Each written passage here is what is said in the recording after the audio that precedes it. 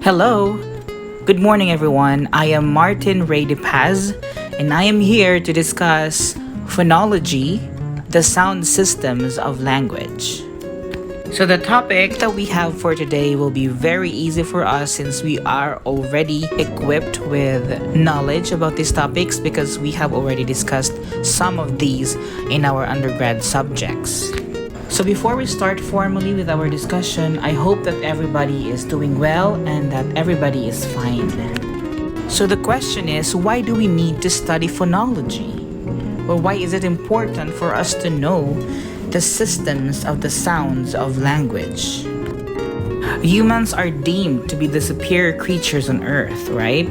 So one of the unique characteristics of humans that no other creature is capable of is the ability to acquire and learn language. Humans use language to communicate ideas and feelings, which in turn was considered to be the vessel of this civilization's rapid development. However, humans all over the world do not subscribe only to one language, right? So we have plenty of languages. Although English is considered to be the universal language, it is undeniable that every country has their own unique language reflecting their identity and culture as a nation. Also, aside from their national languages, still there are ethnic and tribal languages that exist in each country. Just like here in the Philippines, in our country, aside from Filipino as our national language, we still have hundreds of minority languages all around the nation. Now, since we are here to discuss phonology, it is believed that all the sounds of all these languages constitute the universal set of human speech sounds. So if we are going to notice the different languages in the world, some languages are quite different or they're quite unique. The sounds of these languages are different from one another or to the other languages. For example, take a look at the language that the Japanese have. Their sound of their language is quite different from English. And the Filipino language is quite different also from the other languages such as Thai language. But all these sounds constitute the human speech sounds. Some of these sounds, however, occur in the languages you speak and some do not. When you learn a language, you learn which sounds occur in your language and how they pattern. The previous reporters gave us an in-depth discussion on phonetics. But what does phonetics have to do with phonology? How these two are related? Well, phonetics is a part of phonology and it provides the means for describing speech sounds, while phonology is concerned with the ways in which these speech sounds form systems and patterns in human language. In short, phonetics is the study of the sounds of language, while phonology is the study of the systems of sounds in language and the laws governing them. Let us take the point of view of children acquiring their first language. Children acquire different parts of their language at different stages, right? But it is observable that children learn first about speaking before they learn even the most rudimentary things about the visual representations of speech in writing. Meaning, as a child, we all learn to speak first, right? We learn it by listening to the language the people are using in our environment or the people who are around us.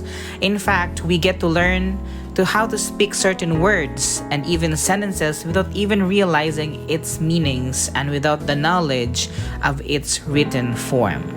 Meaning, we learn first how to speak before we are able to read. It's because we get to listen to people around us who use the language. So in this situation, infants, for example, have the task of deciphering the utterances he hears to learn his mother tongue. However, these utterances that the infant hears are run together with no separation, no silences between them. So I have mentioned earlier that Infants or children learn the language by listening to it first. Even though these children do not know how to read, they didn't know how to write, but they could speak the language already.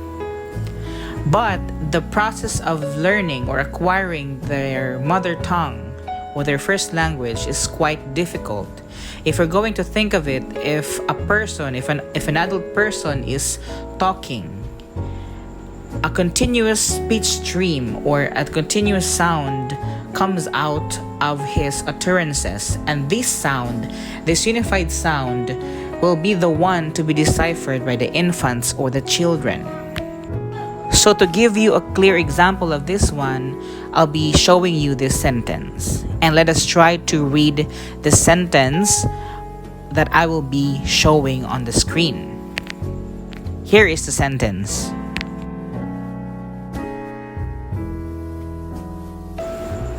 Okay, so what did you notice in the sentence?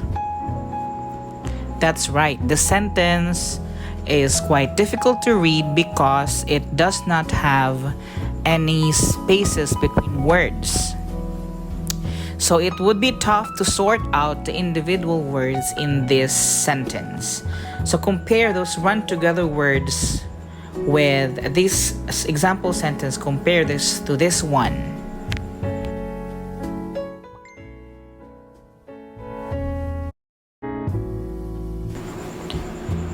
Okay, so this one, I have already put spaces in between the words.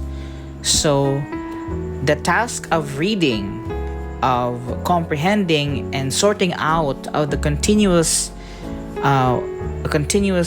set of words earlier is quite easier when there are spaces in between.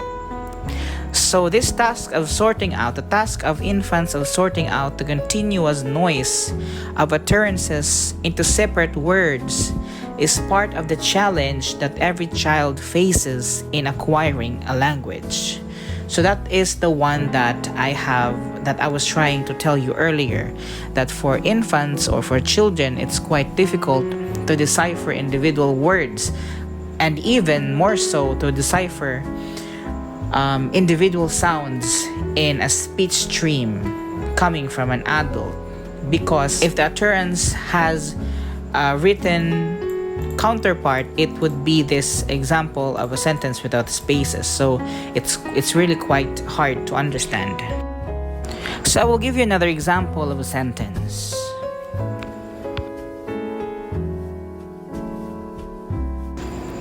Okay, so what did you notice from this sentence? In this example, each word is written continuously, with the letters blending into one another. The same is true of the speech that infants hear. There is no separation between the individual sounds of a word, no beginning or end for each sound in the speech stream. These sounds that constitute the sounds of utterances are what we call phonemes. So we already have the phonemes here. So the problem that the infants or the children encounter is that the sounds are not separate, they are not isolated from each other. So the sound of a phoneme may change depending on the environment or the environment phonemes it has. So it will add to the challenge of the infants trying to learn the language. So just like this cursive writing, infants find it hard to identify each sound or each phoneme because there is no separation in between sounds. Phonological knowledge goes beyond the ability to produce all the phonetically different sounds of a language. For example, a speaker of English can produce the sound and knows that this sound occurs in English in words like thin, ether, and bath. English speakers may or may not be able to produce a click or a velar fricative, but even if they can, they know that such sounds are not part of the phonetic inventory of English. Well, this is best explained when, for example, A French speaker finds it hard to speak the English language like a local or a native English speaker. It is for the reason that the sounds in the French language are not present in the English language, and vice versa. Some English speakers find it hard to speak French because there are many sounds present in the French language that are not present in the English language. Now, it is a fact that most of the words in the language differ both in form and meaning, sometimes by just one sound. The importance of phonology is shown by the fact that one can change one word into another simply by changing one sound. Let us consider the forms and meanings of the following English words. We have sip and zip, fine and vine, chunk and junk. Now, each word differs from the other words in both form and meaning. The sound, the spelling, and the meanings are different. The difference between sip and zip is signaled by the fact that the initial sound of the first word is S or S, and the initial sound of the second word is Z or Z. The forms of the two words, that is, their sounds, are identical except for the initial consonant sounds, the S and Z sound. They can therefore distinguish or contrast words. So with this difference in their sounds, they can contrast words, meaning they can give another meaning to a word by just changing one sound. They are distinctive sounds in English. Such distinctive sounds are called phonemes. A phoneme, and replacing it with another one, it can change the meaning of the entire word, especially if the words are of the same structure. For example, the word sip and zip. So the rest of the word are identical, but by having the initial sound changed, the meaning of the word also changed. Now let us take a look at these words. Now let us read the words. Crick, creak, crook, croak, crake, crack.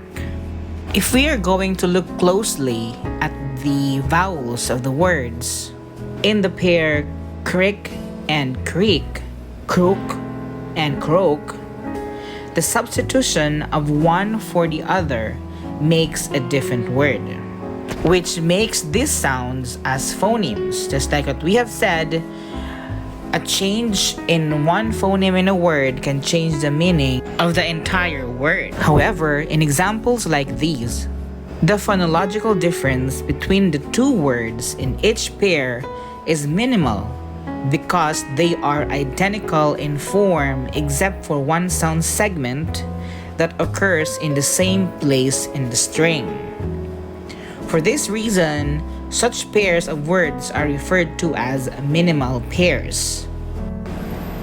The vowels that contrast these meanings are thus in the class of vowel phonemes in English. The distinct sounds that occur in a minimal pair are phonemes since they contrast meanings. Just like, for example, fine, vine, chunk, and junk are minimal pairs in English. And the sound f, v, ch, and j are phonemes in English. Here are some examples of minimal pairs in sentences. The first one, so you saw the movie. The minimal pair here is so and saw. Number 2, wait, it's wet. The minimal pair here is wait and wet. The third one, sit on the seat. The minimal pair is sit and seat.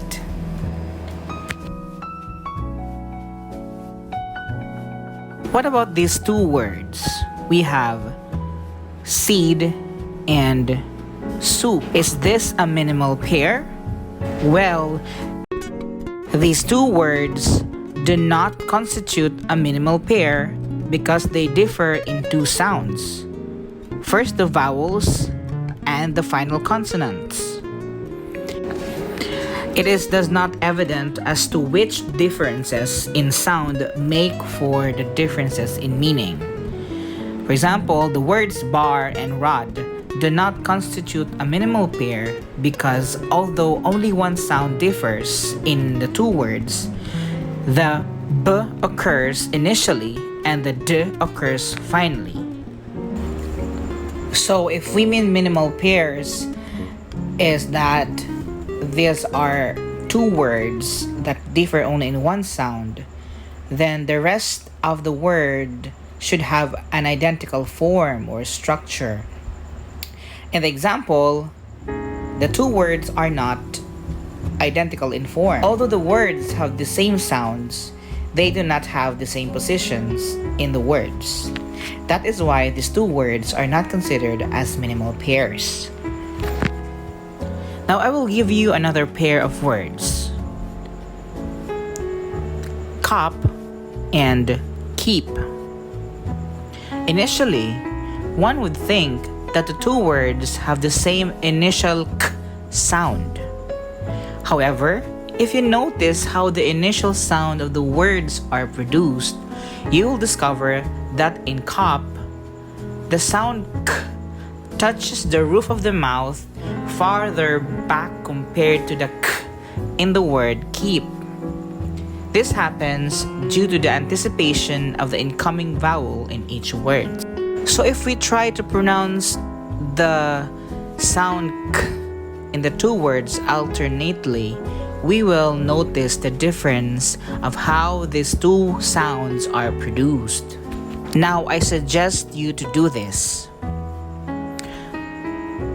Position your tongue as if you were about to say keep. Then, when your tongue is in position for the initial sound of keep, say cop. Say cop instead. You will then discover that you have to reposition your tongue in order to say the word correctly. If you say cop from the keep position, it will sound different, peculiar, or foreign, or else you'll have difficulty producing the sound correctly. The need to reposition the back of your tongue to achieve a natural pronunciation demonstrates that the two K sounds are not physically identical. Those speakers of English think of them as the same. Another example is the sound P or the sound of P in the words pot, spot, and pour and spore. Notice that the sound P in the words pot and pour produces more blow of air than that of P in the words spot and spore. The sound of P or P in the initial of the word is an aspirated stop and represented by this symbol. The sound following S in spot and spore is not aspirated and is represented as this symbol. Let us look at these words: pill, poker, plate, sprint, spine. Now in discussing these two P sounds, we have specified their respective positions within a word and noted that the different P sounds occur in different positions within words. Meaning to say, there are phonemes that sound the way they sound depending on their position in the word. You will notice that aspirated P or the sound P occurs at the beginning of words, as in pill, poker, and plate, whereas an aspirated P occurs after S or the S sound, as in sprint and spine. So if you're going to look closely at how these sounds are produced, the aspirated P obviously produces more blow of air compared to the unaspirated P. When different sounds do not occur in the same position in words but only in different positions, they cannot contrast. We therefore say they occur in complementary distribution. Now, when we say complementary distribution, it simply means that where one sound occurs, the other does not occur. This is what we mean by what I have said earlier, that there are phonemes that sound differently in each word depending on its position in the word. So for example, the sound P is aspirated if it is located initially in the word, and it is unaspirated when it is located in the middle of the word. Now, when this happens, the sound P or the sound of P produces its allophones. So non-distinctive sounds like the aspirated and unaspirated P are called allophones. Allophones are simply variants of a phoneme. Hence, these words cannot serve to distinguish words from one another. Meaning to say, allophones cannot change the meaning of the entire word. Simply saying that allophones cannot change the meaning of a word. So for example, let's take the words that we had earlier, the words pill. So whether you accidentally use the unaspirated P sound in the word pill, it will not change its meaning. Same is true with the word spine. So if you accidentally pronounce the word spine with a more blow of air, meaning you use the aspirated P sound, it will stay in its meaning. Now, when two sounds can occur in the same position in a word without contrasting or without changing its meaning, that is without creating different words, those sounds are said to occur in free variations. So some examples of free variations are, we have economics and economics. Some use the initial sound E and some use the initial sound E. Another one is data and data. So there are many free variations that we can find in the English language. So these are just some of the examples. Now let's talk about the distribution of allophones. Particular allophones are determined by where they occur in a word. If you examine the sets of words in the table, you will see the complicated rules of this. The pronunciation of the phoneme P cannot be fully specified unless its position in a word is known. The words in columns A and B show that the initial sound P is aspirated if it is located initially in the word, regardless if the syllable is stressed or unstressed. While in column C, the aspirated P or the sound P introduces the second syllable, which carries primary stress in each of these words. Thus, the aspirated P or P occurs not only word initially, but word internally, especially if it introduces a stressed syllable. While the words in column D demonstrate the unaspirated P occurs word internally introducing an unstressed syllable. We can summarize by saying that the phoneme P is aspirated word initially in stressed and unstressed syllables, but is aspirated word internally only initiating stressed syllables. Basically speaking, the phoneme P will take the allophone of the aspirated P if it is located initially in the word, regardless if it is stressed or unstressed, And it will also be the allophone aspirated P if it is located internally if it is introducing the stressed syllable. And it will take the allophone of the unaspirated P if it is located internally and at the end of the word of an unstressed syllable. So now it is clear to us that a single phoneme changed in a word can change the whole meaning of that word.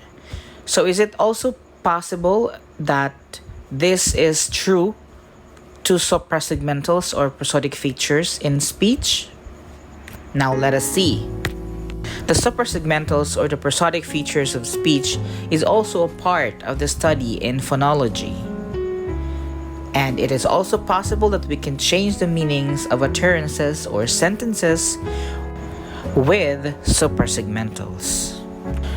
In tonal languages such as Thai, Chinese, or Akan, a change in tone means a change in meaning.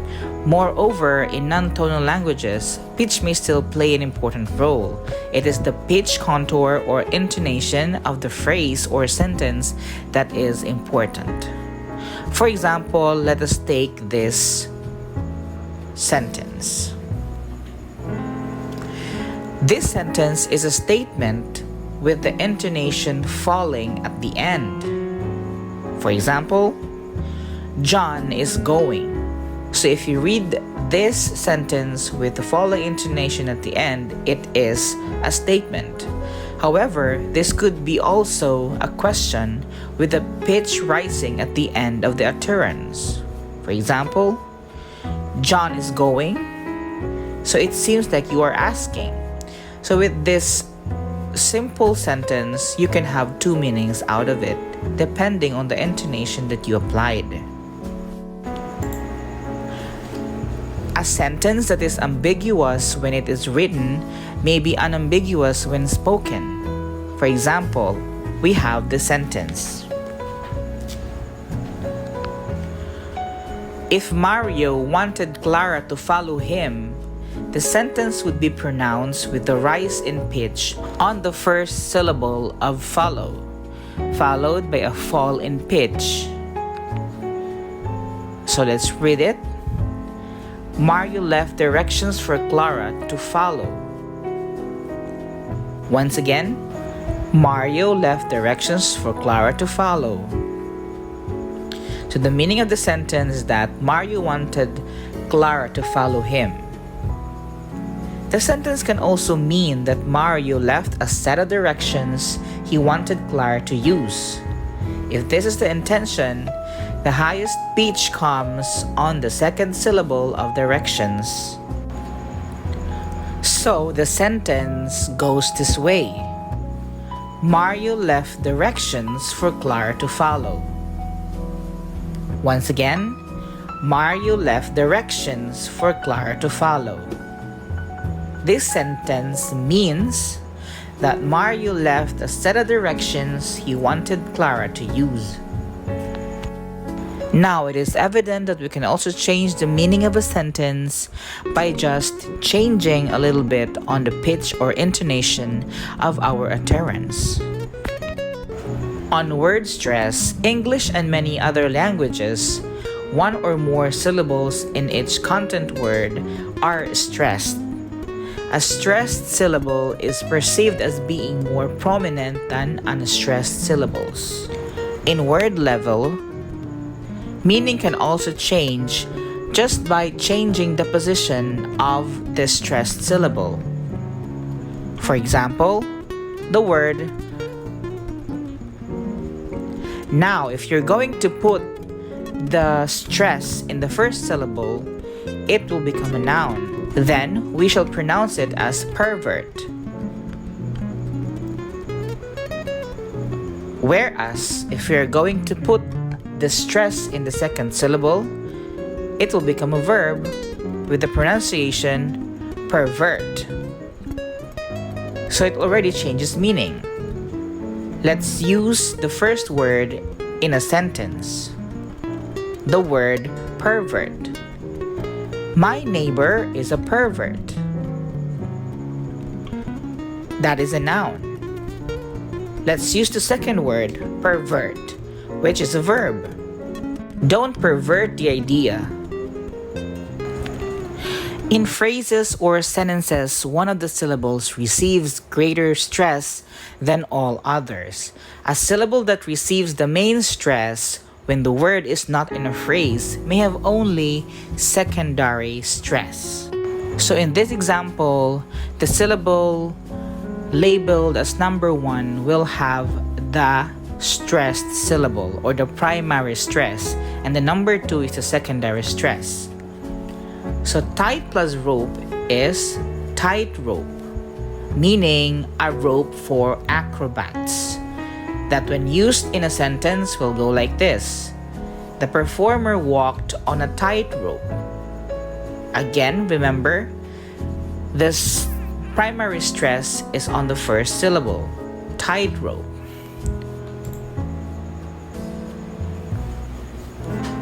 What about if we are going to put the primary stress on the second syllable?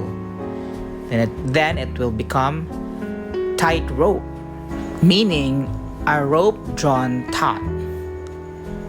When used in a sentence, it goes like this: please hang the rugs on the tightrope. Again, remember that the primary stress is on the second syllable. Let's take another example. We have white plus house. If we're going to put the primary stress on the first syllable, we'll have White House, meaning the president's house. In sentence, we can say, USA's head of state resides in the White House.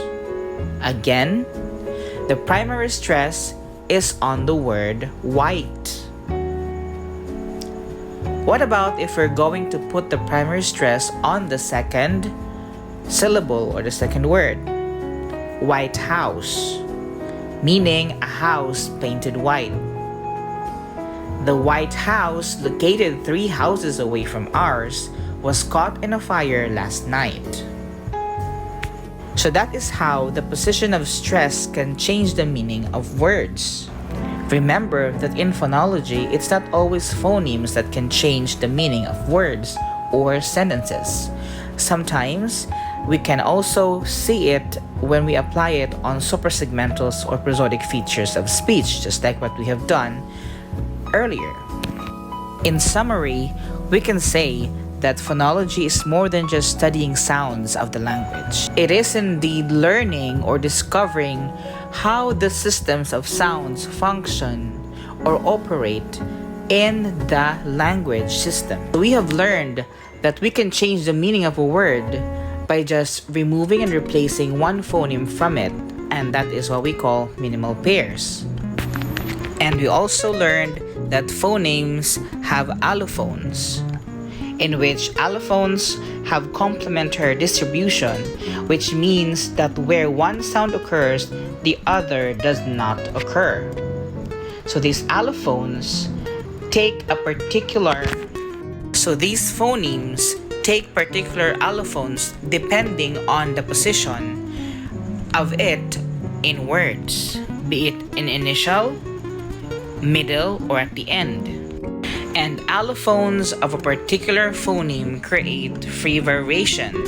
That is when an allophone is replaced by another allophone of the same phoneme, the meaning of the word does not change, but the pronunciation does. Hence, it is a free variation.